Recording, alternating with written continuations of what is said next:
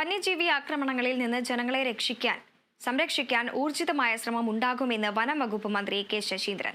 വന്യജീവി ആക്രമണങ്ങളെ സർക്കാർ നിസ്സാരമായി കാണുന്നു എന്ന ആരോപണം വേദനാജനകമാണെന്നും മന്ത്രി പ്രതികരിച്ചു.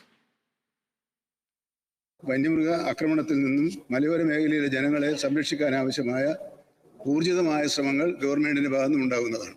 വളരെ നിസ്സാരമായി ഗവൺമെന്റ് കാണുന്നു എന്ന പരാമർശം ഖേദകരമാണ്.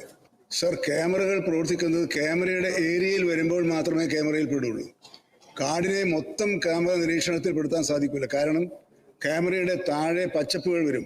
ആ പച്ചപ്പുകളും ചെറുകാടുകളുടെയും ഇടയിലാണ് ഇത്തരം വന്യമൃഗങ്ങൾ വന്നു ചേരുന്നത്.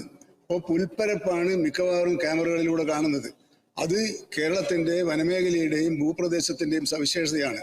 അപ്പോൾ ഉൾക്കാടുകളിലേക്ക് കൂടി നിരീക്ഷണം നടത്താൻ കഴിയുന്ന വിധത്തിലുള്ള മാൻ പവർ കൂടി ഉപയോഗിച്ചുകൊണ്ട് മാത്രമേ അത്തരം കാര്യങ്ങൾ നിർവഹിക്കാൻ കഴിയൂ. ആ കാര്യത്തിൽ ഫലപ്രദമായ നടപടികൾ സ്വീകരിക്കുമെന്ന് ഞാൻ അങ്ങേക്ക് ഉറപ്പ് നൽകുന്നു.